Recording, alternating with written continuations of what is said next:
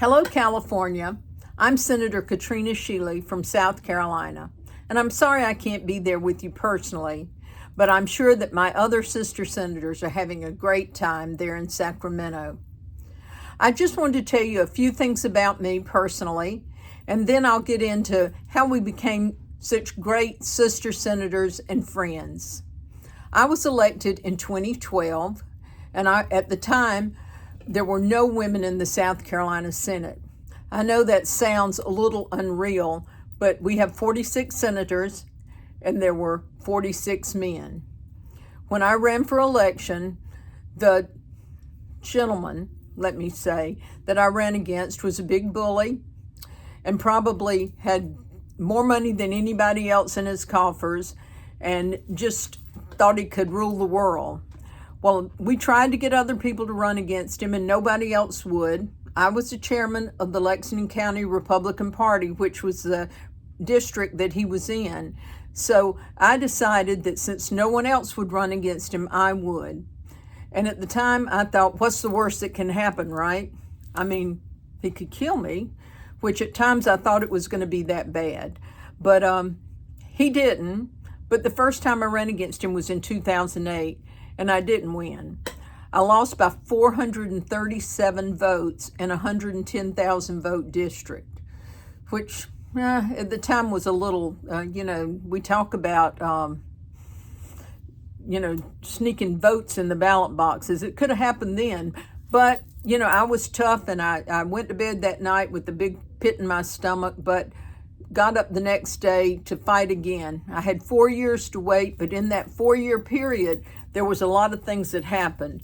That was in the time period that Nikki Haley ran for governor, and a lot of things went on with this same guy that was the bully. He used a lot of racial slurs. He did a lot of things that were just bad for the state of South Carolina. And when people found out about him, he didn't help himself, but he also saw that I wasn't losing any popularity. So it was time for redistricting in our district. So he drew out every precinct that I won. So talk about gerrymandering. This guy had it down to an art. So he cut out every precinct, but then he saw that I still wasn't losing a lot of popularity.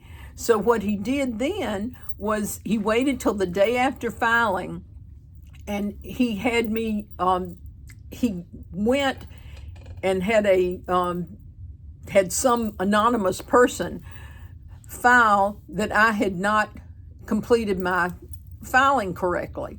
Well, when he did that, that was, okay, what'd she do wrong? She didn't file one paper correctly that should have been filed another way. Well, instead of letting me correct it, they kicked me off the ballot. Well, we went all the way to the South Carolina Supreme Court, and the South Carolina Supreme Court sided with him. But they said if she did it wrong, so did almost everybody else in the state of South Carolina.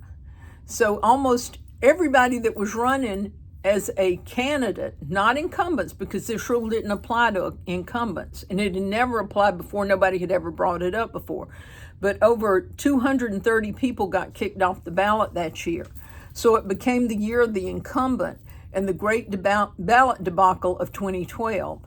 So everybody had to run as petition candidates that year. And it was bizarre because a lot of people didn't get back on the ballot. A lot of people were angry at him because he did all this just to keep me off the ballot. Well, I worked really hard. I had to get over 7,000 petitions signed by people in my district. And they had to give their voter registration. They had to sign it. You had to show ID that this was your real signature.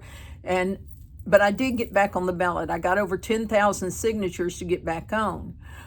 Well, not only did that happen, I had already introduced myself the one time thinking I was going to run on the Republican ticket. But then I had to get the petition, so I knocked on doors twice.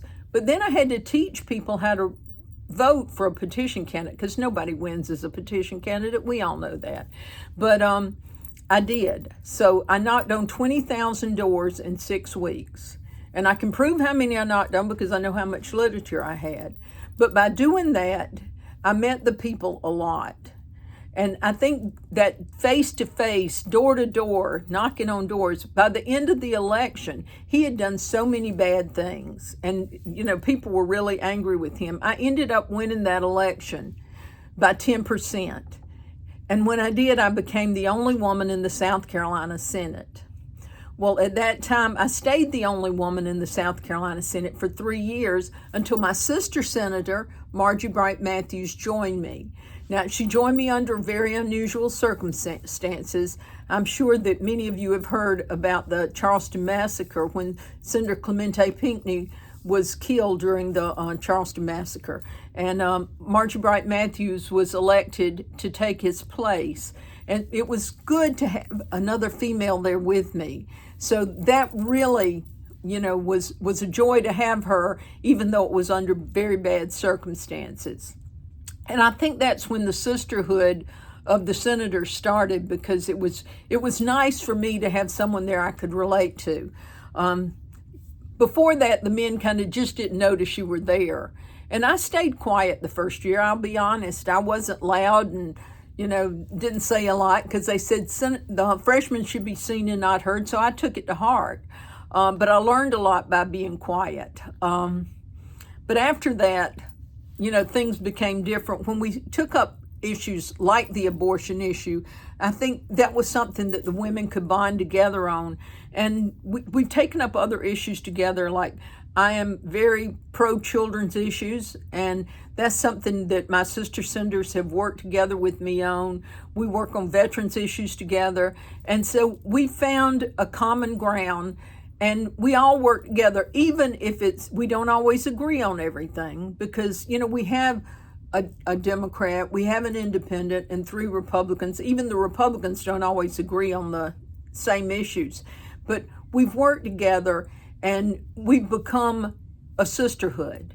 We truly are, and we look out after each other. We celebrate together. We celebrate our victories, and we have our sorrows, and we have them together.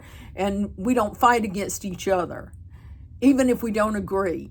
So I think that has been a common bond that's brought us together, and we can work together on difficult issues and on easy issues. And, we really do love each other, in the sense of the word that we are sisters.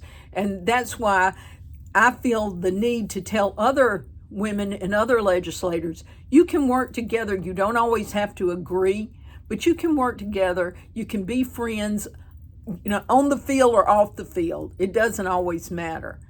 But you need to make sure you've got each other's back all the time. I want to thank you for inviting us to be there with you. I wish I could be there in person, and I hope y'all have a great time. Have a great rest of the week, or, whatever you're doing out there.